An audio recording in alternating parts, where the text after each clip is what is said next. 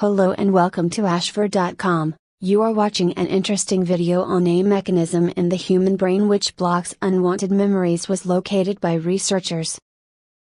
Please read this disclaimer carefully. According to a new study conducted by health economists at the University of East Anglia and the Centre for Diet and Activity Research in the UK, walking or cycling to work is better for people's mental health than driving. A mechanism in the human brain which blocks unwanted memories was located by researchers from the universities of Stanford and Oregon, according to an article published in the journal Science in January 2004. The authors said this was the first time that a neurobiological basis for memory repression had ever been demonstrated.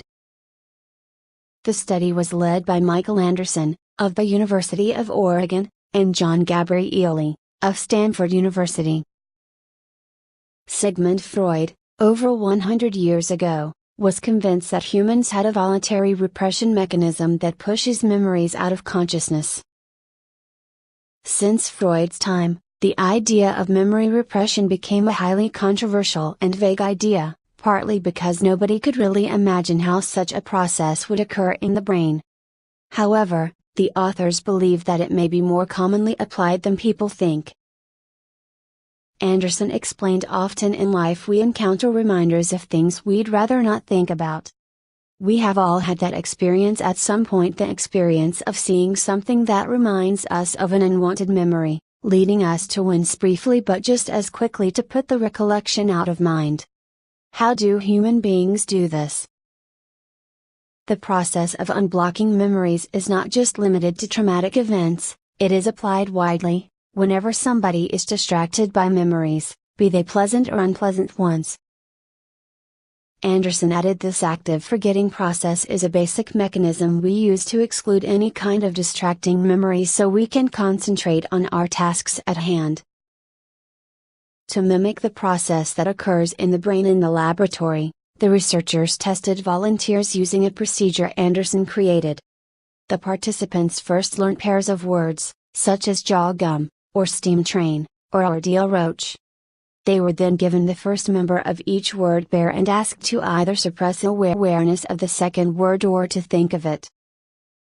The team scanned the participants while they carried out this task using fMRI, functional magnetic resonance imaging. From these images, they could tell which parts of the brain were being used for the different tasks. After completing this phase, Anderson tested the volunteers' memory for all the word pairs. He confirmed that suppressing awareness of unwanted memories resulted in memory inhibition, replicating the findings of an earlier study that had been published in Nature.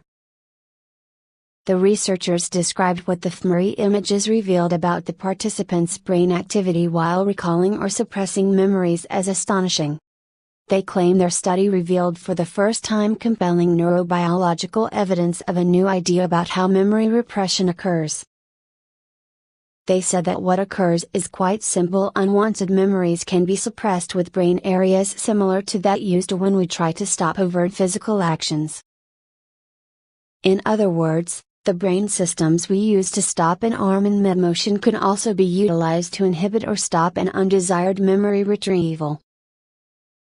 The control process is reduced brain activation in the hippocampus, a region of the brain vital for remembering past events. Crucially, this drop in hippocampal activity caused the volunteers to forget the rejected experiences. Anderson says he relates our ability to control memory to how we control our physical actions.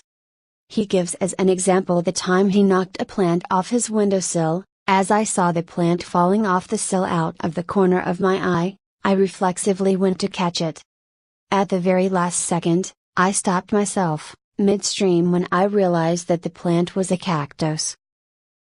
The team believe that this study shows that the way we stop unwanted memory retrievals is built on the same brain mechanisms that help us achieve control over our overt behavior. They add that this provides a very concrete mechanism that may demystify how repression occurs.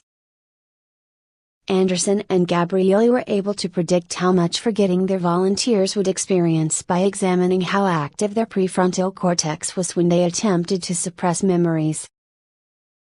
The model the researchers used for exploring motivated forgetting in the lab has been described as a landmark achievement. The subject of repressing unwanted memories has been a controversial one among psychologists.